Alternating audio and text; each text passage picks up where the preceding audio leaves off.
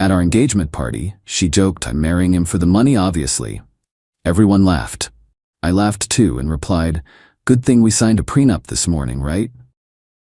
The color drained from her face as her parents looked at her, stunned. I, 31 male, thought I was living in a romantic comedy. Turns out it was more like a heist movie where I almost played the mark. Saturday was supposed to be our engagement party. Cassidy, 28, and I had been together for 2 years, engaged for 3 months. I own a software development company that I built from nothing. Not gonna lie, I do pretty well. About $400,000 a year after taxes. Cassidy works as an influencer and part-time yoga instructor, makes maybe $30,000 on a good year. The engagement party was at her parents' country club. Fancy stuff. About 150 guests. Her dad, Reggie, is old money. Her mom, Diane, acts like she's royalty. They've always been weird about my background. I grew up poor, put myself through state college, built my business working 80-hour weeks. But they loved that their daughter landed someone successful. During speeches, Cassidy had a few champagnes, maybe more than a few. Her cousin asked how she knew I was the one. Cassidy laughed, that tinkling laugh she does. Well, I looked at my bank account, then looked at his, and thought, I could get used to this. People chuckled uncomfortably. Her dad shifted in his seat. Her cousin pressed on. But seriously, you love him, right? Of course, I love everything about him. His house, his Tesla, his investment portfolio. More laughter, but nervous now. I'm kidding.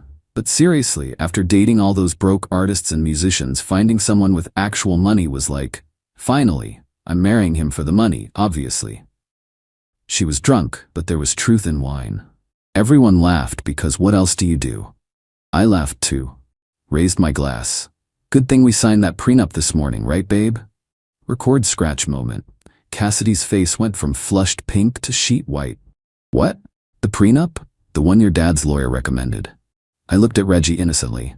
You did recommend we get a prenup, right, Reggie? Reggie looked confused. What prenup? Oh, the one I had drawn up. Cassidy signed it this morning. Standard stuff. What's mine before marriage stays mine, what's hers stays hers. You know. Cassidy stood up so fast she knocked over her champagne. We need to talk, now. After the party, sweetheart. Now. She stormed off. I followed, but not before winking at my best friend Dale, who was recording everything on his phone. In the hallway, Cassidy lost it. What prenup? I didn't sign anything. Really? This morning? The papers you signed at breakfast? Those were wedding venue contracts. No, those were definitely prenup documents. You signed 3 copies, even had them notarized with Janet from my office. You tricked me? You just announced to everyone you're marrying me for money. It was a joke. Was it though? She started ugly crying, mascara everywhere. I can't believe you'd do this. I can't believe you'd announce to 150 people that you're a gold digger. I'm not a gold digger. Then the prenup shouldn't matter. She slapped me. Hard. We're done. The wedding's off. Okay? She blinked. Okay? That's it? Yeah. You want out because of a prenup? That tells me everything. She screamed and stormed back to the party. I heard her telling everyone I'd deceived her and trapped her. Her parents looked mortified, not angry at me, mortified at her reaction. Here's the kicker. There was no prenup. Those papers she signed, literally venue contracts. But her reaction told me everything I needed to know. Update 1. It's been 3 days since the party. My phone won't stop. Here's the current situation. Cassidy moved back to her parents' house immediately, took everything she could fit in her Range Rover that I bought her BW, left a lovely note calling me a manipulative psychopath. Her mom, Diane, called Sunday morning. Not to apologize for her daughter's gold digger announcement. No, to demand I fix this. You humiliated our family. Your daughter announced she was marrying me for money. She was joking. You're the one who lied about legal documents. I never said she signed a prenup. I asked if it was good we signed one. She assumed and panicked. You tricked her into revealing her true character? Yeah, I guess I did. She hung up. Reggie called an hour later. Different energy entirely. Son, I need to know, is there actually a prenup? No, long pause. But she thinks there is, apparently. And she broke up with you because of it? Within 60 seconds of thinking she'd signed one. He sighed. I'm sorry, I suspected. The way she talked about your money, but I hoped I was wrong. Yeah, well, for what it's worth, I think you dodged a bullet. Thanks, Reggie. But Cassidy wasn't done. Oh no. She went full nuclear on social media. Posted this long rant about narcissistic abuse and financial manipulation and how I preyed on her trust. Conveniently left out the part where she announced she was marrying me for money. Her friends piled on. My DMs were full of, "You're disgusting. How dare you manipulate her? She loved you, and you played games." Then Dale posted the video. The whole thing. Her money comments. Her marrying him for the money, obviously. Everyone's uncomfortable laughter. My prenup comment. Her meltdown. The narrative flipped instantly. Comments went from attacking me to, did she really just admit to being a gold digger? The way she panicked about a prenup says everything. He's smart for testing her. Cassidy tried damage control. Posted that the video was edited and taken out of context. Dale posted the full, unedited version. An hour and 43 minutes, including her whole drunken speech about how exhausting it was dating men without money. But the best part? My business lawyer reached out. "Hey, just saw the viral video. Quick question. That Range Rover you bought her? Is it in your name or hers?" "Mine. Insurance too. Want it back? Can I do that?" "You're not married. No prenup needed for gifts you haven't legally transferred. It's still your property if the title's in your name." Interesting. Update 2. Yesterday I had the Range Rover repossessed. Legal? Absolutely. It was in my name. I paid for it. Insurance was under my policy. Petty? Maybe. Satisfying? Absolutely. Cassidy called me from her friend Piper's phone. I'd blocked her number. "You stole my car." "My car. Check the title." "I'll sue you." "For what? Taking back my own property? It was a gift." "Prove it. Show me where I transferred ownership." "You're a monster." "I'm a monster who still owns a Range Rover." She hung up. 20 minutes later, Diane called. "Return the car immediately." "No. We'll call the police." "Please do. I have all the paperwork showing it's mine." "You gave it to her." "I let her use it. Big difference." "What do you want? Money? An apology?" "I want nothing. I'm done." She made a mistake. She revealed who she really is, and so did you, by focusing on the car and not your daughter announcing she's a gold digger. But then things got interesting. Cassidy's friend Piper reached out privately. "Hey, you probably don't want to hear from any of us, but you should know something. Cassidy's been bragging for months about how she was going to secure the bag with you. She had a whole plan. Marry you, quit working, have a kid quickly to lock it down. She literally has a Pinterest board called Trophy Wife Life with pictures of your house." I asked Piper to send screenshots. She did. Holy hell. The Pinterest board was extensive. Pictures of my house with captions like future home base, screenshots of my company's valuation, links to articles about how to get pregnant fast after marriage, posts about maintaining attraction until the ring is secured. But the most damaging? A group chat with her friends where she detailed her 5-year plan. Year 1, marriage, get pregnant. Year 2, quit working, focus on baby. Year 3, second baby for security. Year 4, start spending more, normalize high expenses. Year 5, if divorced, get maximum support with 2 kids. One message stood out. "The prenup thing is my only worry. Have to make sure we don't sign anything before the wedding. We'll pretend I'm too emotional stressed to deal with legal stuff." I forwarded everything to Reggie with one message. "Thought you should see this." His response, "Jesus Christ." Update 3. Reggie called me this morning. Different man entirely. Cold. Businesslike. "I've seen everything. The Pinterest board, the group chat, the plan." "Yeah, I'm cutting her off." "That seems harsh." "No, you don't understand. I built my wealth to give my children opportunities, not to enable this. She's 28 years old, living off my money, planning to con a good man. You saved me from funding a worse version of her." Reggie, "I've already called my lawyer. She has 30 days to find a job in her own place. The credit cards are canceled. The allowance is done." "What about Diane?" "Diane agrees. We're both disgusted." An hour later, Cassidy called from another unknown number, hysterical. "What did you tell my dad?" "The truth. He cut me off. The cards don't work." Sounds like a personal problem. "This is your fault." "No, this is your fault. You made the plan. You wrote it down. You shared it with friends. Those were private conversations that Piper shared with me. Maybe choose better friends." "I'm going to be homeless. You're 28 with a college degree. Get a job. I hate you. Good, makes this easier. But she wasn't done. That afternoon, she showed up at my office. Security called me down. She looked rough. Mascara-stained face, hair a mess, wearing sweats. The influencer facade was gone. Please, she begged. I'm sorry, I didn't mean any of it. I love you. No, you don't. I do. The money stuff was just jokes. Stupid jokes. The 5-year plan was a joke. The Pinterest board was a joke. Her face fell. How did you, Piper, your best friend, sent me everything? She went from sad to rage in seconds. That bitch.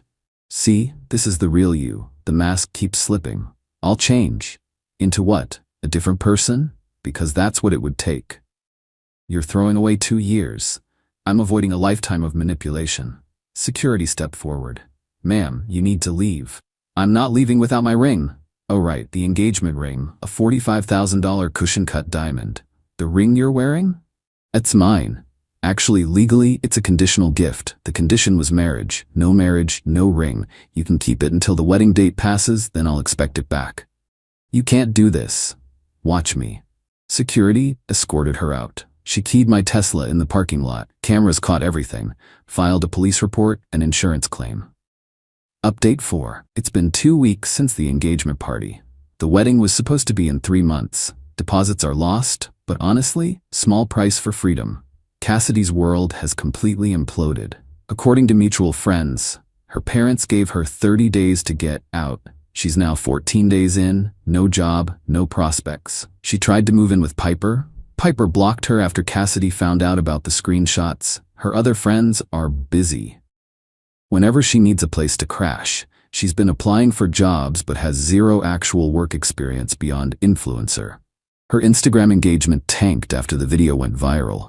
Lost brand deals. She's sleeping on her cousin's couch, but here's where it gets really good. Remember the Range Rover? Well, turns out she'd been telling everyone it was a push present for agreeing to have kids after marriage. Posted about it constantly. My future baby daddy treating me right, blessed, Range Rover mommy. So when I repossessed it, people started asking questions. Where's the car? Why is she taking Ubers? The truth came out, she never owned it. I let her use my car. The image crumbled. Then Diane reached out, not to apologize, but with intel. You should know Cassidy is planning something. What now? She's been talking to a lawyer about suing you for breach of promise. Claims you verbally promised to marry her and she suffered damages when you withdrew. That's not how that works. I know, but she's desperate. Also, she's been contacting your ex-girlfriends. What? Looking for dirt. Trying to find anyone who'll say you were abusive or manipulative. She wants to destroy you. Why are you telling me this? Because you're a good man who almost became my son-in-law.